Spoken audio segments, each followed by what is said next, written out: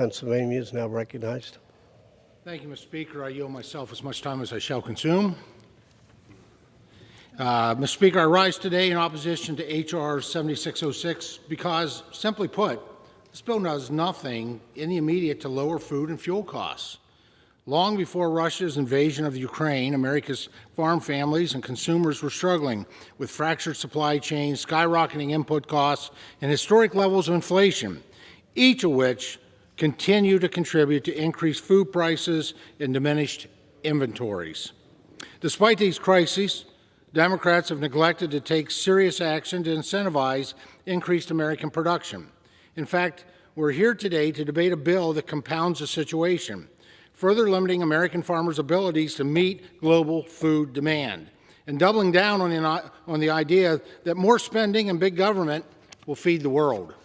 Adding insult to injury, the White House has been quick to blame the private sector and alleged industry concentration for the current crisis. Economists across the spectrum, including former Obama and Clinton administration officials, have dismissed the strategy as misleading at best and otherwise blatantly political.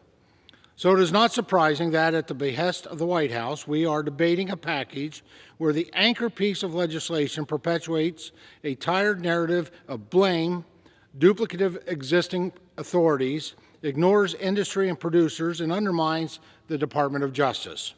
It is also not surprising the party of defund the police also has become the party of more cops for cows. At every turn, this administration has obsessively pointed the finger at the packing industry, in particular blaming them almost single-handedly for rising food costs. They've done so via blog posts, contrived public events, and press briefings, all without any acknowledgement of the culpability of their own reckless spending and heavy-handed regulatory agenda. My Democratic colleagues have dutifully played along, executing sensationalized hearings and political theatrics designed to support unvetted and controversial bills. Mr. Speaker, it's no wonder many of us question the seriousness of the bill before us today. If this were a serious exercise, my Democratic colleagues would not have paired such an egregious example of legislative overreach with several other very thoughtful, very bipartisan bills. If this were a serious exercise, my Democratic colleagues would not have added two unvetted Democratic amendments that are more about political point scoring than genuine near-term policy solutions. If this were a serious exercise, my Democratic colleagues would have worked with Republicans to form a concrete, immediate policy solutions with a chance of consideration in the Senate.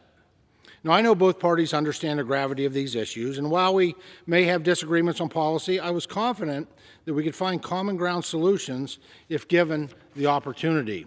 And I'm dumbfounded as to why Democratic leadership would choose this moment when consumers are deciding between gas in their cars or food on their tables as an attempt to score political points, especially on the heels of a nearly 9% increase in consumer prices, the worst this nation has seen since the Carter administration.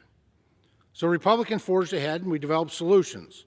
Earlier this week, Leader McCarthy and I, along with nearly 100 of our Republican colleagues, we sent a letter to President Biden outlining administrative actions that he could take immediately to mitigate rising input costs and strengthen the role of that American agriculture plays in global food stability. And yesterday, I, along with many of those same members, introduced H.R. 8069, the Reducing Farm Input Costs and Barriers to Domestic Production Act.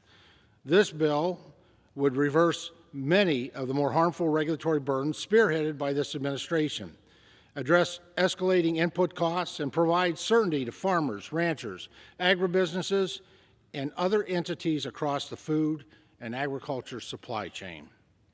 Specifically, the bill provides relief from EPA's unprecedented actions related to pesticides and other vital crop protection tools, offers clarity related to WOTUS regulations, rescinds the SEC's harmful proposed rule on climate-related disclosures, reinstates the 2020 NEPA streamlining, and requires an economic analysis on the costs and the benefits of GIPSA rules.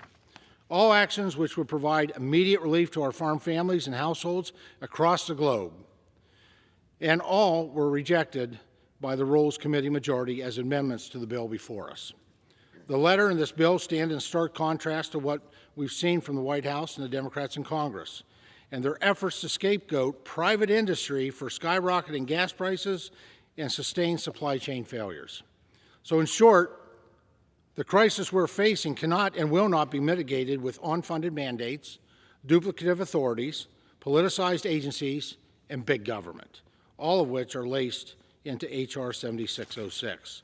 I remain opposed to this bill and the process which got us here, but stand willing to work with my colleagues on common sense, near-term solutions to provide immediate relief to farmers, ranchers, foresters, and American families, the consumers.